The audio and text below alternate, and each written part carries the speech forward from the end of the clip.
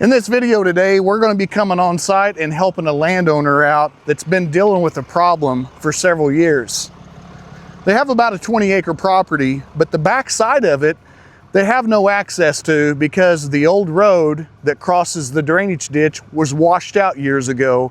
And now the back side of their property is all grown up and they've not been able to keep it brush hogged. My name is Brian, also known as the Land Guy, and I specialize in providing land improvements, land maintenance, and also land management. And I think with this improvement that we're going to be handling today is going to be able to provide these landowners access to the backside of their property so they can keep it maintained, so they can have less stress and not have to worry anymore. We're going to fix this problem.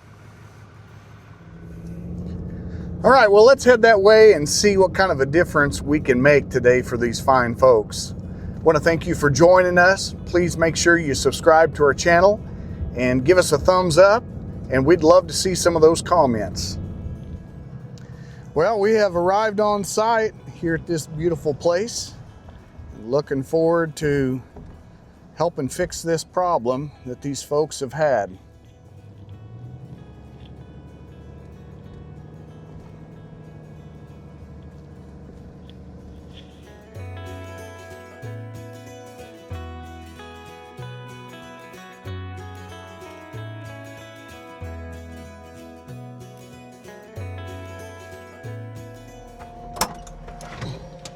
Well, let's come on out here and we'll take a look at this and I'll explain to you the process. I want to give you an idea of the layout of the land. There's 20 acres here.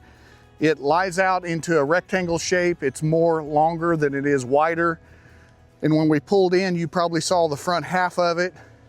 And there is the back half of the property. But unfortunately, they've got this water drainage ditch that covers several acres upstream. And this can really get kind of crazy and flooding down here. I'll just kind of show you a little bit. You can kind of see how deep some of this is. But my thought is when I came down here to look at this project, my idea would be to put a crossing right through here. Now we'll have to take out those locust trees over there, and that's no problem. But if we can build a nice wide water crossing, some nice sloping banks on each side, I think it will serve a great purpose for them. Now, the ideal equipment would be to have a 6-way blade dozer out here, but we don't have that. But we're going to be using this Caterpillar 279 skid with this tooth bucket, and it will do a fantastic job. It may take a little bit longer, but it will look good when we're done.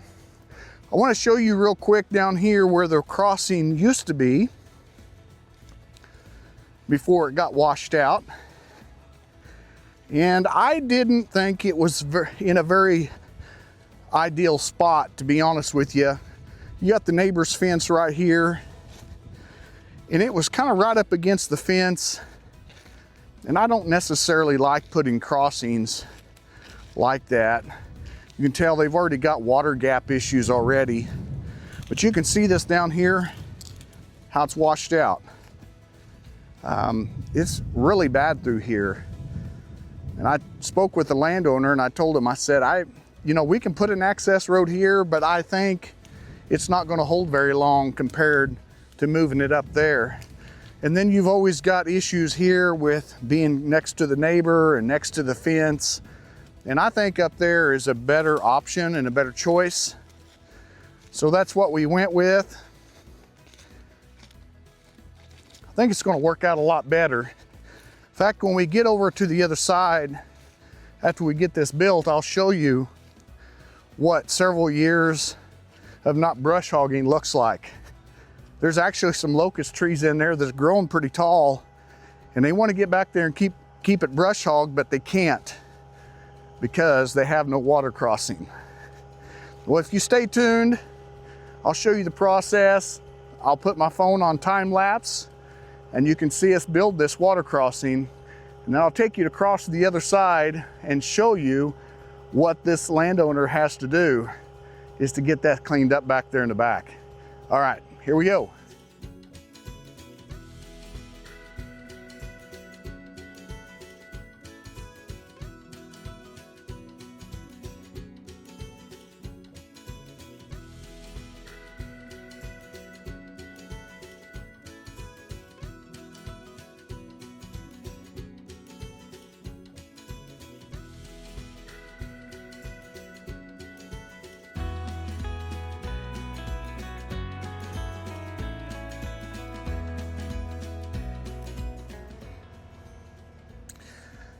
Well, we've been getting this knocked out, as you can tell, trying to get a slope on that side and that side as well, and a gentle slope going down through here. And my goal is just to kind of get some of this soil spread out in here. I'm going to throw some grass seed on this as well, see if we can get some of this to hold. I'll probably even put some more up in there as well to try to get this to hold down through here. I'm going to take that side out here next and take out some of those nasty trees there. But you could see down through here how it began to get deeper and deeper the closer you got to the neighbor's fence down there. And that's what we was wanting to avoid by moving up this direction. Let me show you something else too. These are the nasty thorn trees I was talking about.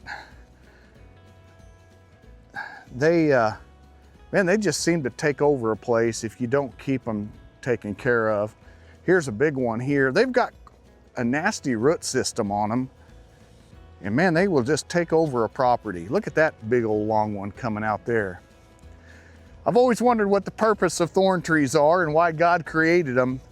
Evidently, they're a purpose for some reason. I just don't know. So if you know a good reason why there are thorn trees or why they exist, leave me a comment. I'm kind of curious if man could use those for something. I don't know, but I've noticed a lot of those on properties that if those properties get kind of neglected or don't get taken care of, those things will just take over a piece of property. And here in a minute, I'm gonna take you over there and I'm gonna show you what this field looks like over there. And you'll be surprised in a matter of a few years how they'll take over a property. All right, well, I'm gonna jump back on here and we're gonna start working on the other side here.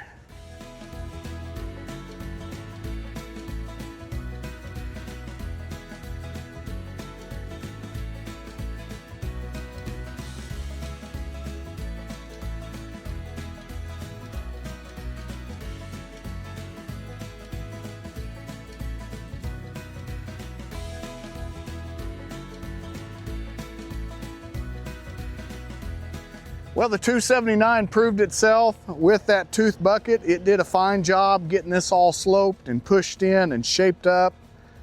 I'll take you down here and show you what we did. I went ahead and decided just to go ahead and leave those trees there. They're not really causing any kind of an issue there. I did break off some limbs to kind of give that access through there, no problem. Whether they want to take a brush hog through there or hay equipment or anything, but now they have access to the backside of their property that they've not had in years. So I'm excited to be able to provide a solution for them, and I know they will be too. When they get home later, they're gonna be super excited. I went ahead and took a little bit of this extra soil. It's kind of a rocky soil, and I kind of pushed it down through there. And I did the same thing here. Now this side here was a little bit ate out from erosion, especially around these two trees here, and I kind of filled that in. And my plan is we'll get some grass seed planted in here and then I'll track all this in. Hopefully we can get some soil pushed back in here and get some grass seed on here so that can all be established and not eroded out. But you all know how water is and the force of water. I don't suspect that this is probably going to hold very long, but at least they have somewhat of an access road in here. And if it does wash out some, it wouldn't be no problem to come in here and kind of fill that back in if we need to at a later time. But there's no guarantee. That was one of the things that they said, well, can you guarantee that it will not wash out? And I said, no, I cannot guarantee it. You can't guarantee anything like that because water is so crazy. They told me that the water had been so full in this ditch at times that it would run out into the fields. And I can just imagine the force of that water and what it would do. Let's go up here on this side, take a look. I want to show you what a field would look like if you don't keep it maintained. And here's just one of many samples. You guys know what that is? Oh, that's one of them nasty trees. We don't like those trees. Look at the thorns on that thing.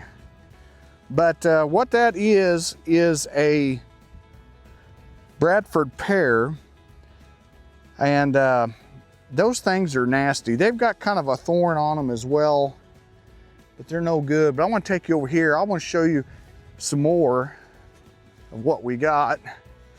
Here's your thorn tree, or your honey locust tree. Look at the thorns on that thing there. There's several of these spread out here in this field. Then you've got a lot of those briar patches that'll just start taking over a property. You've got cedars that will want to start growing. Here's another one of them honey locust trees. Man, them things are terrible, and they will cause a flat with your tractor, especially if you run over that thing. So hopefully when the landowner comes in here and brush hogs this, they'll straddle that.